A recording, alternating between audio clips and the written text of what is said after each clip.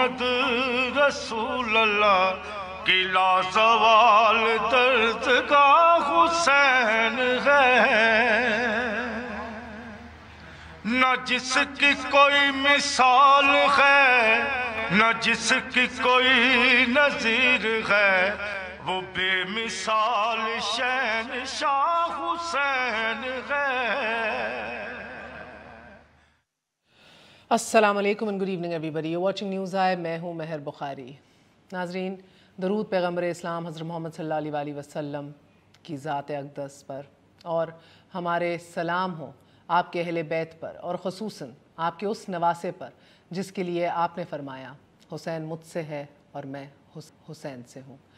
ناظرین، کسی بھی دن کو بطور یاد منانے کا مقصد کیا ہوتا ہے؟ یہ ہوتا ہے کہ ہم اس دن کو اس پہ ہونے والے واقعات کے حوالے سے جو وابستہ پیغامات تھے اس کو یاد کریں، ہم رسول صلی اللہ علیہ وسلم کی اس دعوت حیات کو یاد کریں کہ جو امام حسین نے میدان کربلا میں عالم انسانیت کو دی۔ اور کہا جاتا ہے کہ حق اور باطل کے درمیان تاریخ کا عظیم معرکہ کربلا میں لڑا گیا، ظلم کے لڑتے لڑتے اپنے پورے خاندان کی قربانی دے دی۔ یہ کتنا مشکل کام تھا اور کیوں کیا گیا؟ مقصد کیا تھا؟ امام حسین، ان کے خاندان کے حوالے سے ان کا کردار سب کو معلوم ہے، لیکن ان کے علاوہ ان کے خاندان کے دیگر افراد نے کیسے قربانی دی، اس میں کیا پیغام چھپا تھا؟ آج ان سب ٹاپکس کو ایکسپلور کریں گے۔ ہمارے ساتھ ایک بہترین ویلنڈ اینڈ ہائیلی ریسپیکٹیبل پینل موجود ہے۔ شہربانو بی موجود ہیں، آپ مذہبی اسکالر ہیں، کاؤنسل آف اسلامک آئیڈیالوجی کے ممبر اور اسکالر خورشید ندیم صاحب بھی ہمارے ساتھ موجود ہیں۔ آپ سب کا بہت بہت شکریہ۔ السلام علیکم۔ With ladies first if you don't mind. Shehrbano Bi بہت بہت شکریہ ہمارا ساتھ دینے کا۔ پہلے تو فرمائیے کہ کربلا تھا کیا، پیغام کیا تھا for all those people who don't understand, یا جن کی ڈائریکٹ وابستگی نہیں ہے یا اتنا انہوں نے نہیں پڑھا یا نہیں دیکھا، کربلا آج بھی کیسے زندہ ہے؟ دیکھیے، میں اگر کربلا کو مختصر ترین لفظوں میں بیان کرنا چاہوں تو میں یہ کہوں گی کہ جب امام حسین علیہ السلام مکے کو چھوڑ کر عراق کی طرف سفر شروع فرما رہے تھے تو آپ نے سورہ قصص کی 21ویں آیت کی تلاوت ارشاد فرمائی، فخرج منہا خائفا یترقب قال رب نجینی من القوم الظالمین، کہ یہ وہ آیت ہے جو جناب موسیٰ نے فرعون اور اس کی حکومتی مشینری کے خوف کے عالم میں سچائی اور حق کو بچانے کے لیے جب وہاں سے آپ نکلے ہیں تو آپ نے اس آیت کی تلاوت فرمائی۔ امام حسین علیہ السلام کا اس آیت کی تلاوت کرنا در حقیقت اس بات کی علامت ہے کہ جس طرح جناب موسیٰ کو مقابلہ کرنا پڑا فرعون سے، جو اس دور کی پولیٹیکل ٹیررزم کی علامت تھا، مقابلہ کرنا پڑا قارون سے جو اس دور کی اکنامک ٹیررزم کی علامت تھا، اور مقابلہ کرنا پڑا حامان سے جو اس دور کی ریلیجیس مینیپولیشن اور ریلیجیس ٹیررزم کی علامت تھا، تو امام حسین علیہ السلام کو وہی معاملات درپیش ہیں کہ اس دور کا فرعون، اس دور کا قارون اور اس دور کا حامان آپ کے سامنے یزید کی شکل میں موجود ہے۔ اور یہ ایک فرد کی بات نہیں ہے بلکہ ایک نظام کو تہس نہس کر کے اور ایک ایسے سسٹم کو رائج کرنے کا ایک کمپلیٹ پلان ہو چکا ہے کہ جہاں جبر اور استبداد کے علاوہ کچھ چیز پنپ نہیں سکے گی اور نہ پنپ رہی تھی۔ اس لیے ہم یہ کہتے ہیں کہ امام کربلا کی تحریک جو ہے وہ تحریک بقائے حقوق بشر ہے، وہ تحریک بقائے عدل ہے، وہ تحریک بقائے دین ہے۔ دیکھیے، بہت امپورٹنٹ بات یہ ہے کہ کربلا کی تحریک کو لوگ کچھ تاریخی واقعہ کہہ کر بیان کرنے کی کوشش کرتے ہیں، کچھ اسے فرقہ واریت کی شکل دینے کی کوشش کرتے ہیں، حالانکہ نہ یہ فرقے کی بات ہے اور نہ یہ تاریخ کا واقعہ ہے، بلکہ یہ تو عین دین کی بات ہے، اس لیے کہ دین کا تعلق عدل سے ہے، انصاف سے ہے، انسان سے ہے۔ ہمارے پیغمبر کے لیے کہا کہ وہ نجات دہندے انسانیت تھے۔ اگر معاملات ہی انسان کے خلاف چلے جائیں اور ایسے میں نبی کا نواسہ اس بڑے بوجھ کو اپنے کندھے پر اٹھا کر اور انسان کے حقوق کا تحفظ کرے تو یہ عین دین ہے۔ پیغمبر اپنے حجرے میں آرام فرما رہے تھے تو جناب فاطمہ زہرا کا چھوٹا بیٹا آپ کے پاس آیا जनाब उम्मे सलमा कहती हैं कि पहले तो मैंने चाहा कि मैं उस बच्चे को रोक लूँ, लेकिन जब बच्चे ने इसरार किया तो मैंने दरवाज़ा खोल दिया और वो अपने नाना के पास चला गया। फिर उसके बाद मैंने आवाज़ सुनी कि पैगंबर बिलक बिलक कर रो रहे हैं। मैंने बेख्तियार दरवाज़ा खोला और मैं हुजरे के अंदर दाखिल हुई और मैंने पूछा, या रसूलल्लाह, ये क्या मामला हुआ जो आप इस तरह रो रहे हैं? और मैंने देखा कि आपने बच्चे को सीने से भेंच कर लगाया हुआ है। तो आपने इरशाद फरमाया, उम्मे सलमा, आज वो फ़रिश्ता मेरे पास आया जो उससे पहले कभी नहीं आया था, और उसने कहा कि हुसैन सरज़मीन इराक़ पर कत्ल किए जाएंगे। और फिर तमाम हदीस के अकाबरीन ने इसको नोट किया और ये फिर लिखा कि आपने इमाम जनाब उम्मे सलमा को वो खाक दी करबला की, कि जिसके लिए आपने इरशाद फरमाया कि जिब्रील मुझे उस ज़मीन की खाक देकर गए हैं जिस पर हुसैन को कत्ल किया जाएगा, और जिस रोज़ और जिस वक्त उसे कत्ल किया जाएगा तो इस शीशी को अपने पास महफूज रखना, उस वक्त ये खून हो जाएगी। और फिर जो वो वक्त आया तो जनाब उम्मे सलमा कहती हैं कि मैं मदीने में थी और हुसैन इराक़ का सफ़र तय कर चुके थे, तो मैंने ख्वाब में देखा, दोपहर का वक्त और मुझे नींद लगी हुई थी, और मैंने ख्वाब में देखा कि पैगंबर बाल बिखरे हुए हैं और पूरा लिबास उनका खून आलूद है और हर तरफ खाक ही खाक उड़ रही है, आँखों से आंसू बह रहे हैं, और हाथ में आपके ऐसे कूज़े की तरह की कोई चीज़ है जिसके ऊपर से हर तरफ से खून बह रहा है। तो मैंने पूछा, या रसूलल्लाह, ये क्या हाल है आपका और क्या हुआ? तो आपने फरमाया, उम्मे सलमा, मेरा हुसैन करबला के रेगज़ार पर कत्ल कर दिया गया। बिल्कुल यही ख्वाब अब्दुल्ला इब्न अब्बास ने देखा, और अब्दुल्ला इब्न अब्बास कहते हैं कि मैंने वो वक्त और वो दिन नोट कर लिया, और जब वापस पलट कर लुटा हुआ काफ़िला आया तो पता ही चला कि यही वो वक्त था जब इमाम हुसैन अलैहिस्सलाम की गर्दन पर छुरी चलाई गई। और जनाब उम्मे सलमा कहती हैं कि मैं दौड़ कर गई और मैंने वो शीशी को निकाला जिसमें खाके करबला पैगंबर मेरे पास महफूज रख कर गए थे, और मैंने देखा कि वो शीशी खून हो चुकी है। तमाम अकाबरीन अहादीस ने लिखा कि हुसैन अलैहिस्सलाम की शहादत की खबर पैगंबर को वही के ज़रिए दी गई थी। नदीम साहब, बैत का बुनियादी फ़लसफ़ा क्या था? बहुत से लोग तो बैत के हवाले से भी लाइल में। असल सवाल पॉलिटिकल लेजिटिमेसी का था। अगर आप सियासी लेजिटिमेसी, बिल्कुल, सैयदना हुसैन इब्न अली रज़ी अल्लाह अन्हु की सारी सीरत को सामने रखिए। देखिए, वाक़या करबला जो है वो सीरत हुसैन का आखिरी बाब है। जब ये हादसा हुआ तो उस वक्त सैयद की उम्र कमो पेश 55-56 बरस हो चुकी थी। इसका मतलब ये है कि ज़िंदगी का एक बड़ा हिस्सा वो इससे पहले गुजार चुके थे, उससे पहले एक पॉलिटिकल रजीम से वो गुजर चुके थे, और हमें मालूम है कि पस मंज़र के एतबार से कि उस रजीम के साथ उनके इख्तलाफात भी थे और वो सैयदना अली के दौर से चले आ रहे थे। लेकिन उस दौर के अंदर सैयदना हुसैन ने कोई क़याम, कोई इक़दाम नहीं किया।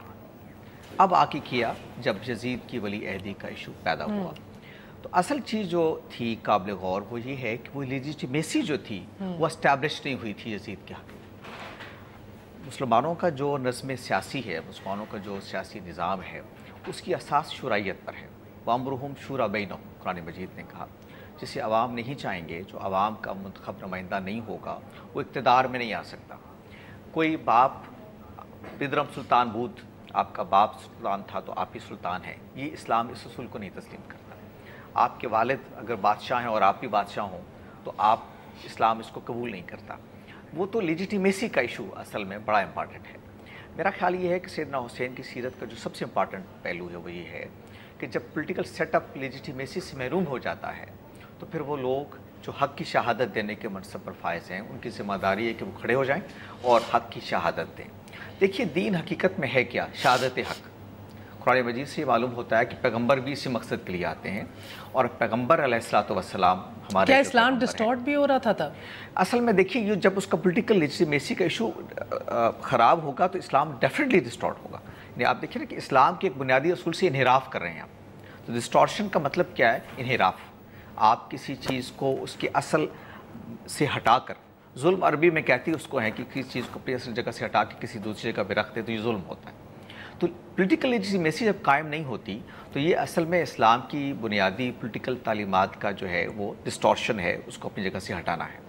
मैं जैसे आपकी खिदमत में अर्ज़ कर रहा था कि कुरान मजीद से मालूम होता है कि शहादत हक़, यानी ये बात कि सही बात क्या है अपने अहद में, आप उसकी गवाही देने वाले बन जाएँ।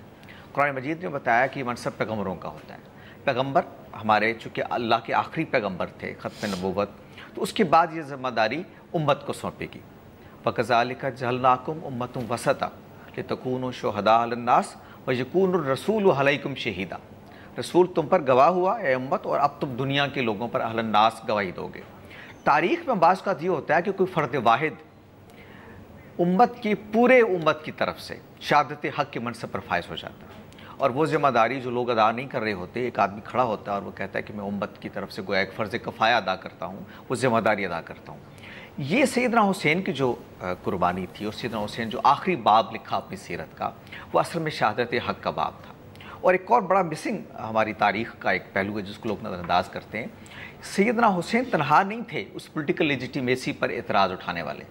یعنی سیدنا محمد صلی اللہ علیہ وسلم کا نواسہ اگر اس کو چیلنج کر رہا تھا تو سیدنا ابوبکر صدیق رضی اللہ عنہ کا نواسہ بھی اس کو چیلنج کر رہا تھا۔ عبداللہ ابن زبیر بھی یزید کی حکومت کو چیلنج کر رہا تھا۔ تو عبداللہ ابن زبیر تو خیر عبداللہ بن عمر بھی تاریخ بتاتی ہے، عبداللہ عمر بھی کر رہے تھے، یعنی حضرت عمر کے بیٹے بھی کر رہے تھے، ابوبکر صدیق کے نواسے بھی کر رہے تھے، اور عبدالرحمن بن ابوبکر جی وہ بھی کر رہے تھے۔ تو عبداللہ ابن زبیر تو ایک بڑے علاقے پہ حکومت قائم کرنے میں کامیاب بھی ہو گئے، اور وہ آپ کو پتہ ہے کہ حجاج بن یوسف کے دور میں آ کے ان کی شہادت بھی ہوئی۔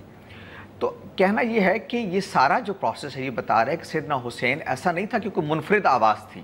آپ یوں کہہ سکتے ہیں کہ عظیمت کا راستہ کم لوگوں نے چنا، لیکن یہ بات کہ وہ ایک لیجیٹیمیٹ حکومت نہیں تھی، اس کے خلاف اٹھنے والی آواز اگرچہ کم تھی، لیکن یہ بات کہ عوام اس کو پسند نہیں کر رہے تھے۔ لیکن ظاہر ہے ہر آدمی اتنی جرأت نہیں رکھتا، اتنا اس کے اندر تقویٰ نہیں ہوتا کہ وہ خدا کے لیے بازار میں اور گلیوں میں اور میدان جنگ میں کھڑا ہو جائے۔ سیدنا حسین کھڑے ہوئے اور انہوں نے وہ آپ یوں کہیے کہ فرض کفایہ بہت سارے لوگوں کی طرف سے ادا کیا۔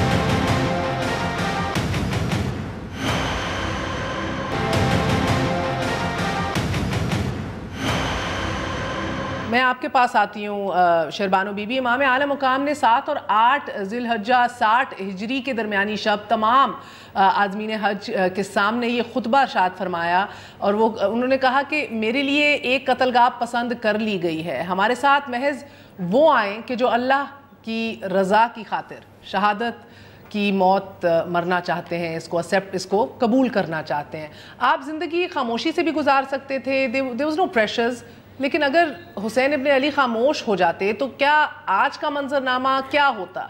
دیکھیے، امام حسین علیہ السلام خاموش رہنے کے لیے ڈیسٹائنڈ نہیں تھے،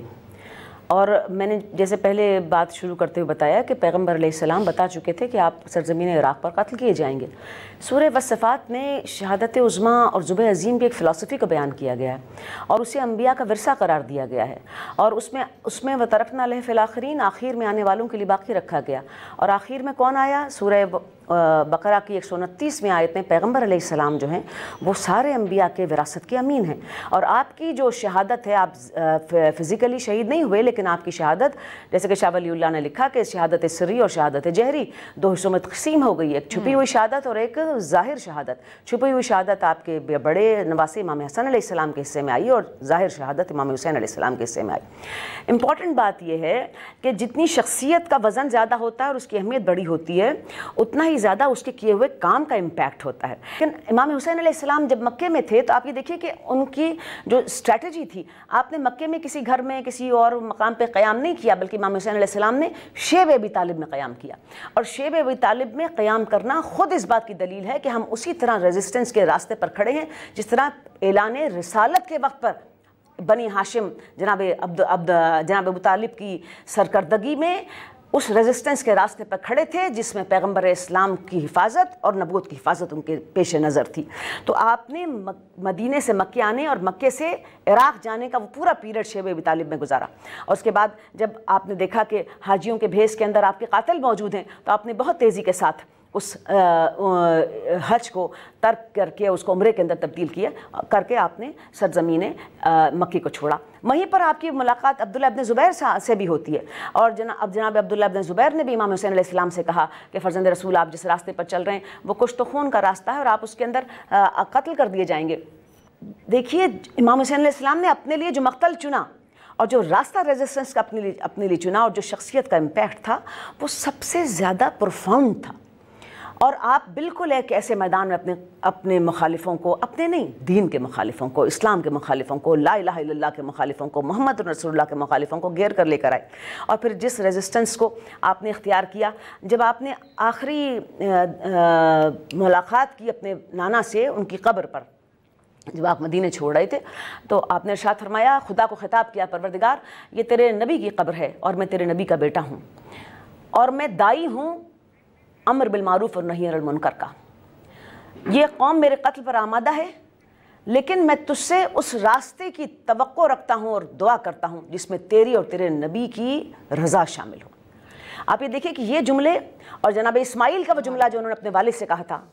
جب باپ نے کہا کہ بیٹے میں تمہیں قتل کرتا ہوا اپنے خواب میں دیکھا، تو انہوں نے کہا کر گزری ہے وہ کام جس کا آپ کو حکم دیا گیا، انشاءاللہ آپ مجھے صابرین میں سے پائیں گے۔ یعنی وہاں پر بھی رضائے الہی مقصود تھی، اور یہاں پر بھی امام حسین علیہ السلام نے یہاں بھی رضائے الہی مقصود تھی۔ مجھے ندیم صاحب آپ بتائیے کہ کربلا کے پورے انسیڈنٹ میں آج شام غریبہ بھی ہے، آپ کے دل کو سب سے زیادہ کیا بات چھوتی ہے؟ لائک فار یو، ہر ایک کی ایک پرسنل اٹیچمنٹ ہوتی ہے، آپ اسکالر ہیں، آپ نے ڈیٹیل میں پڑھا بھی ہے سب کچھ۔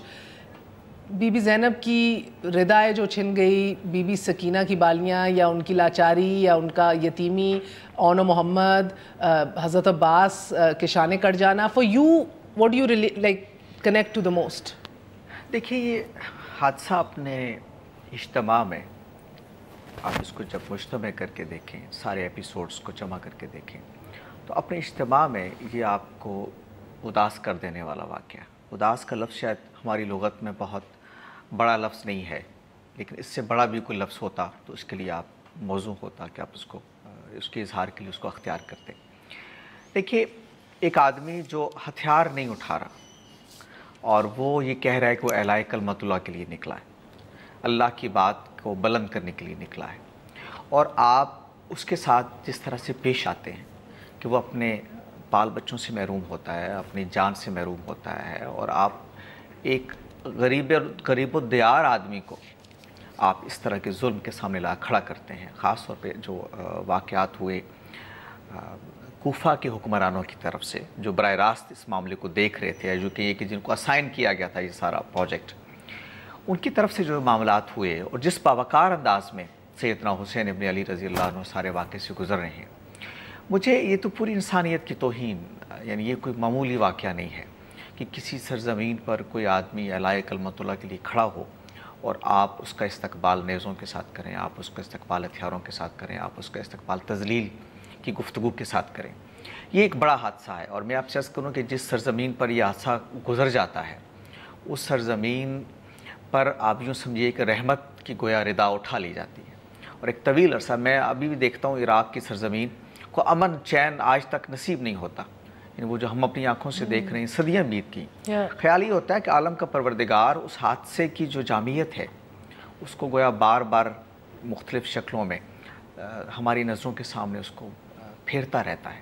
اور یہ بتانے کے لیے کہ جو لوگ یہ سمجھتے ہیں کہ جن کو اللہ کی راہ میں جو جان دے دیتے ہیں، تمہاری نزدیک شاید وہ جان چلی جاتی ہے، لیکن ہمارے نزدیک وہ ہمیشہ باقی رہنے والے لوگ ہوتے ہیں۔ بالکل، یہ تو قرآن پاک میں بھی ایگزیکٹلی۔ تو شہادت کے منصب پر جب فائز ہو جاتے ہیں لوگ، بظاہر یہ المیہ ہے، بظاہر یہ حادثہ ہے انسانی نقطہ نظر سے، لیکن عالم کا پروردگار یہ کہتا ہے کہ جو یہ کر گزرتے ہیں، پھر ہماری نظروں میں ان کے لیے موت، ہم ان کے لیے موت کو مار دیتے ہیں، موت کو بے معنی کر دیتے ہیں، اور ان کے لیے زندگی یہ تو ہوگا، ظاہر ہے سب کو جینا ہے ایک دن، اور سب کو ایک دن اٹھنا ہے، لیکن ان کے لیے تو یہاں سے رزق کا اہتمام ہوتا ہے کہ جس کا تمہیں شعور نہیں ہوتا۔ تو کیا نہیں یہ کہ حضرت حسین کی یہ جو بات ہے، ان کی مظلومیت نے دنیا کو یہ بتایا ہے۔ آپ نے پوچھا کہ کیا چیز متاثر کرتی ہے، اصل میں مجھے جو چیز متاثر کرتی ہے وہ دکھ سے زیادہ اس کے اندر چھپی طاقت ہے جو متاثر کرتی ہے، اور وہ ہے مظلومیت کی طاقت۔ دنیا نے ظلم کرتے ہیں، آپ انسان کی جان لے لیتے ہیں، لیکن جو مظلومیت کی طاقت ہے وہ اتنی ہماگیر، زمان و مکان سے بے نیاز اور ماورا ہے کہ صدیاں بیت جاتی ہیں، لیکن وہ جو مظلومیت کی طاقت ہے وہ اسی طرح سے اسٹیبلش ہو جاتی ہے۔ سیدنا حسین کی جو ایک آپ کی ایک عالمگیر شخصیت ہے، اس کے اوپر اس کی پس منظر میں ان کی یہ مظلومیت چھپی ہوئی ہے۔ تو میں تو اس کو ایک اور پہلو سے دیکھتا ہوں کہ وہ ایک علامت بن گئے کہ آپ کمزور ہیں، تو کمزور ہونا کوئی بری بات نہیں ہے۔ اصل چیز جو آپ کا اثاثہ ہے وہ یہ ہے کہ آپ حق پر کھڑے ہیں، آپ حق کے نمائندے بن کر کھڑے ہیں۔ اگر آپ اس پہ کھڑے ہیں تو عالم کے پروردگار کی تائید آپ کے ساتھ ہے۔ ممکن ہے بظاہر ہماری آنکھوں کو نظر آنے والا کوئی مارکا ایسا ہے کہ جس میں آپ مفتوح ہیں، آپ فاتح نہیں ہیں، لیکن آپ زمان و مکان سے ماورا ہو کر ایک انسانیت کا گویا امانت آپ بن جاتے ہیں. اور آج تک آپ یہاں بیٹھی، میں یہاں بیٹھا گفتگو کر رہا ہوں کس موضوع پر؟ سیدنا حسین کی شہادت پر. اور آج کا دن اور آج کی شب جو ہم اس کو یاد کرتے ہیں کہ کتنا بڑا حادثہ عالم انسانیت پر گزر گیا، اور یہ آج کے مظلوموں کو توانا کرتا ہے، آج کے مظلوموں کو ایک پیغام دیتا ہے کہ کوئی پولیٹیکل لیجیٹیمیسی کا ایشو خاص طور پر کسی سوسائٹی میں کھڑا ہو جائے تو آپ کو کیا رویہ اختیار کرنا چاہیے. یہ بات نہیں کہ آپ کے پاس اسباب نہیں ہے، آپ کی حزب، آپ کی پارٹی چھوٹی ہے یا بڑی ہے، بلکہ اصل چیز یہ ہے کہ آپ اس کنوکشن کے ساتھ، اس جرأت کے ساتھ کھڑے ہو جاتے ہیں. پھر آپ فتح و شکست کے جو پیمانے ہیں اس سے بے نیاز ہو جاتے ہیں جو دنیا میں رہتے ہیں، اور عالم کا پروردگار آپ کے ساتھ کھڑا ہوتا ہے.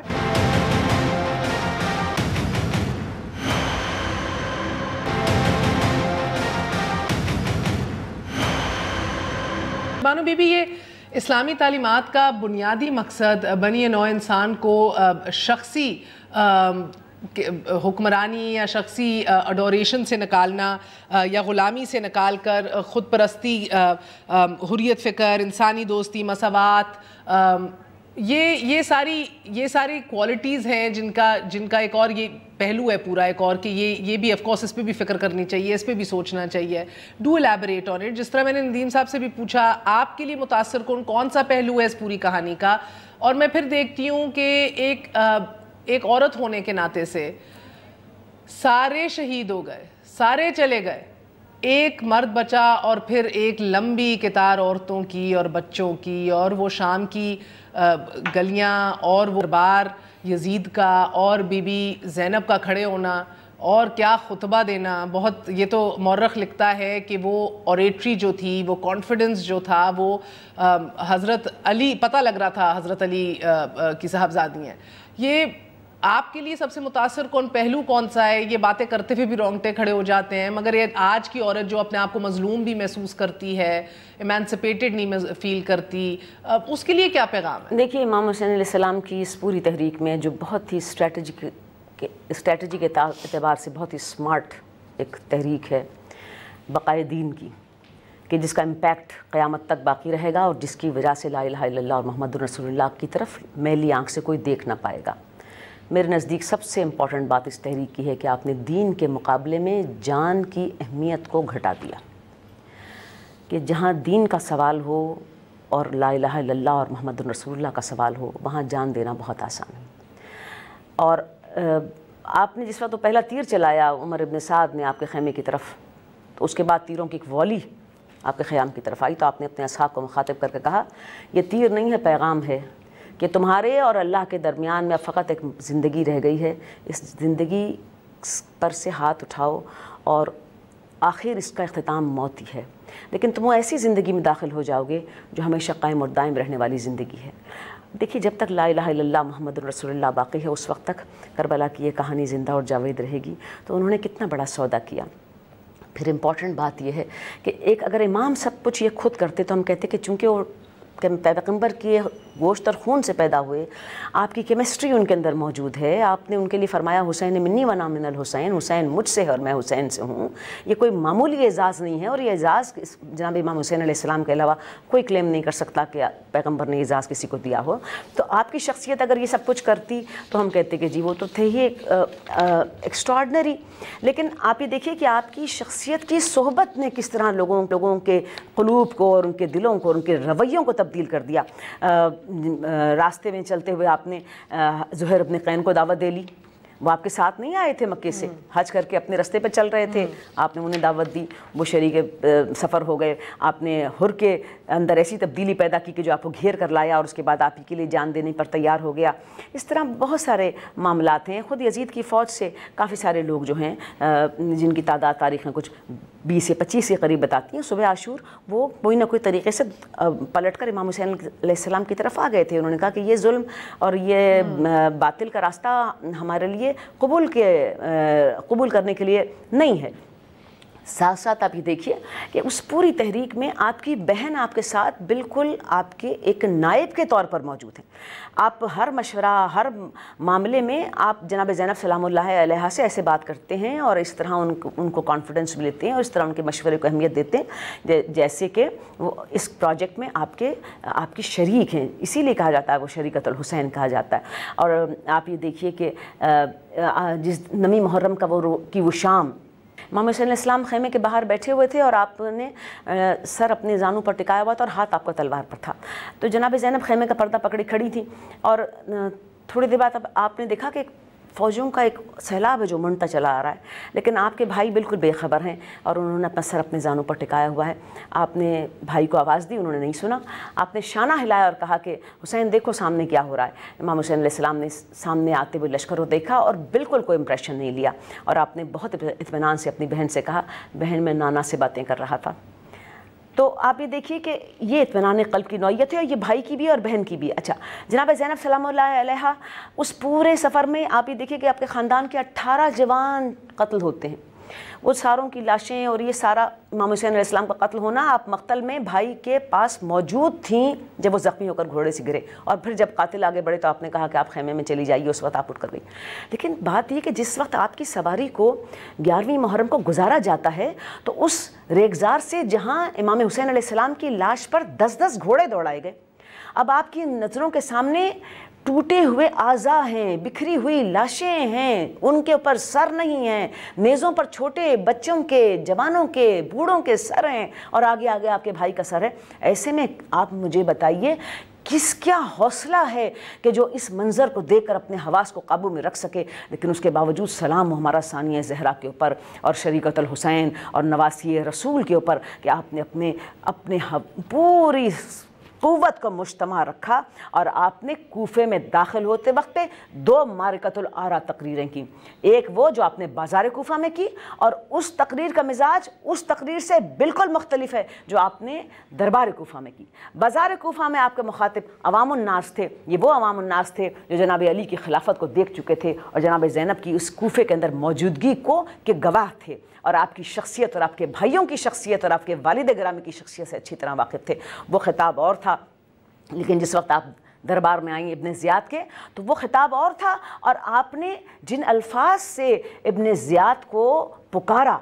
और कहीं पर भी उसको अमीर या गवर्नर नहीं किया, उसको इब्न ज़ियाद, इब्न मरजाना कहकर पुकारा और इस कदर उसकी हैसियत को घटाया अहले दरबार के सामने कि तुम इस शख्स से डर गए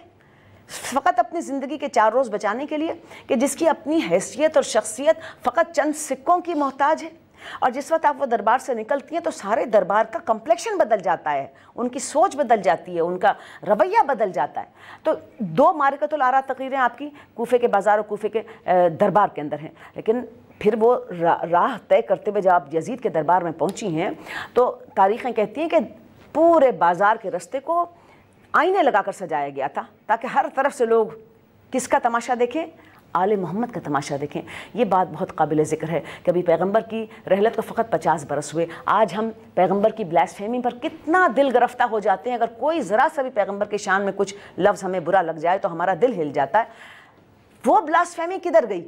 कि जो पैगंबर की बेटियां बाज़ारों में बेचादर फहराई जा रही थी, उनको कोड़े मारे जा रहे थे, उनके घर के बच्चे ऊँटों से गिर रहे थे और ऊँटों के पैरों से रोंदे जा रहे थे, लोग उनको पत्थर मारते थे,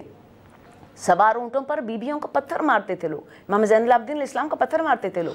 तो आप ये देखिए कि उस कैफियत में आपने अपने बालों से अपना चेहरा छुपाया, यानी एक मोअज़्ज़िज़ खातून के सर पर दुपट्टा ना हो तो आप उस टॉर्चर को आप सोच सकती हैं कि वो टॉर्चर क्या टॉर्चर हो सकता है।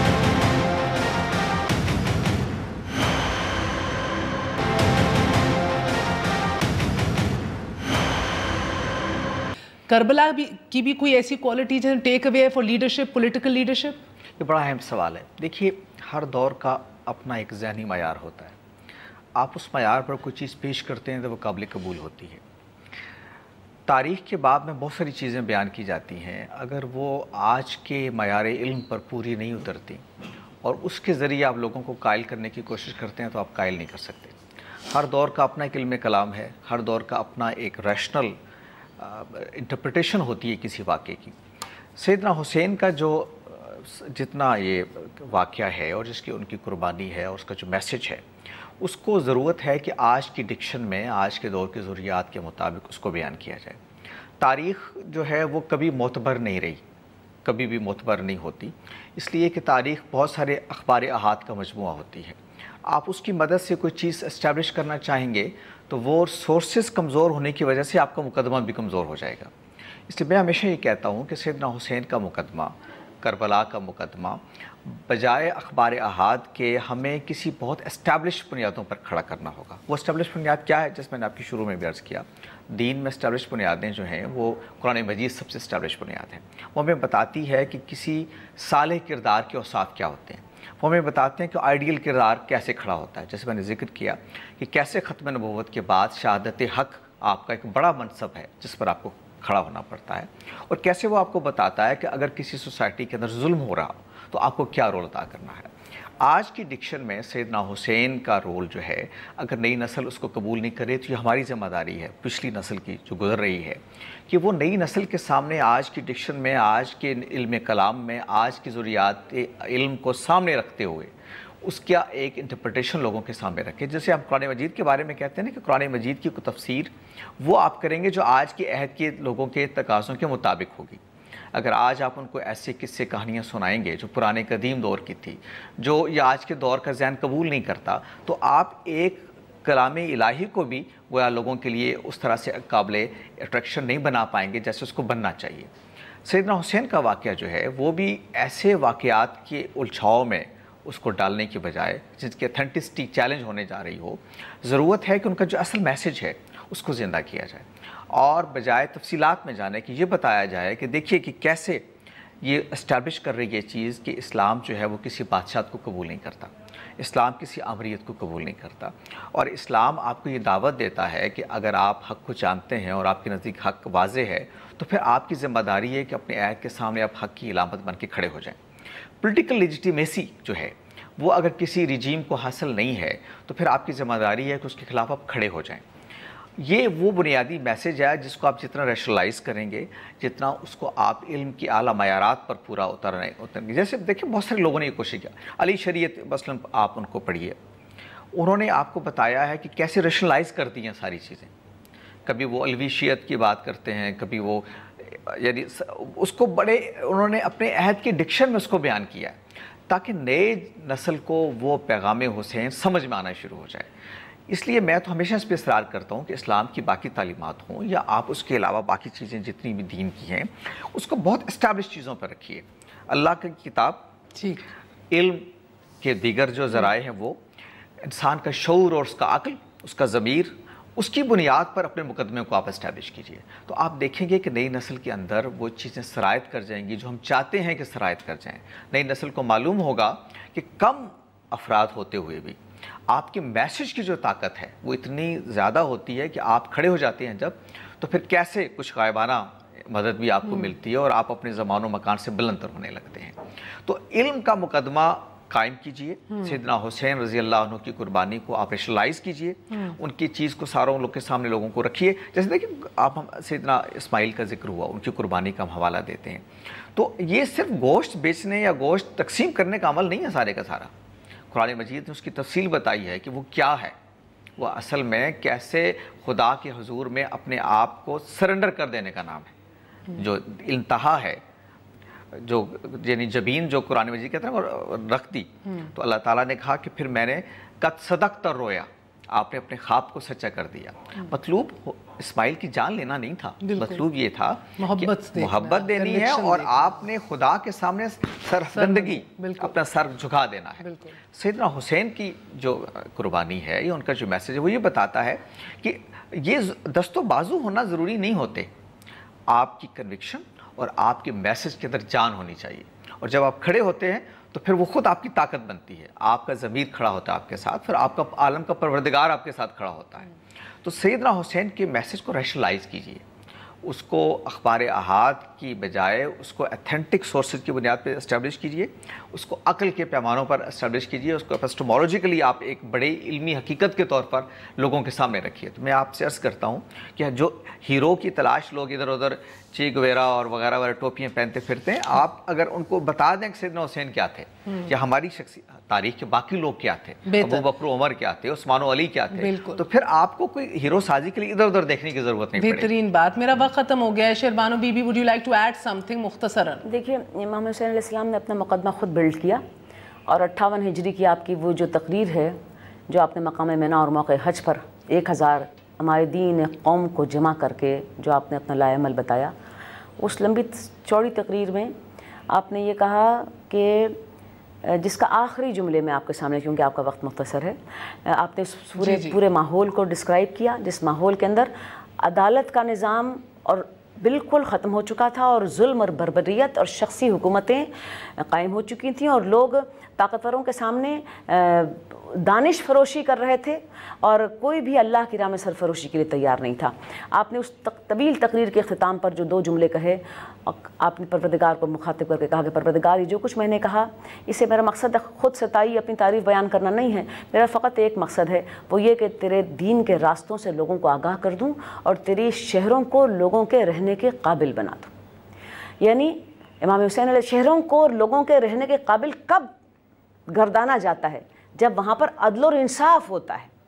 اور کب دین کے راستوں سے لوگ آگاہ ہوتے ہیں؟ جب دین کے اندر ان کو ایک راحت کی مہک محسوس ہوتی ہے۔ تو بات یہ ہے کہ ہم جب تک عدل کی تلاش کریں گے اور عدل کی طرف بڑھنے کی کوشش کریں گے، کون سا انسان ہے جو عدل نہیں چاہتا، کون ہے جو ظلم چاہتا ہے، کون ہے جو حق نہیں چاہتا، کون چاہتا ہے میرے رائٹس کو یوزرو کر دیا جائے؟ تو جب تک رائٹ کی بات ہوگی اور عدالت کی بات ہوگی، اس وقت تک امام حسین علیہ السلام کا ساتھ چھوڑنا انسان کے لیے ممکن نہیں ہے۔ بہت بہت شکریہ شہربانو بی بی، آپ کا بھی ندیم صاحب، آلویز اے پلیزر، بہت بہت شکریہ۔ آج اجازت دیجیے، دعاؤں میں یاد رکھیے گا۔ گڈ نائٹ، اللہ حافظ۔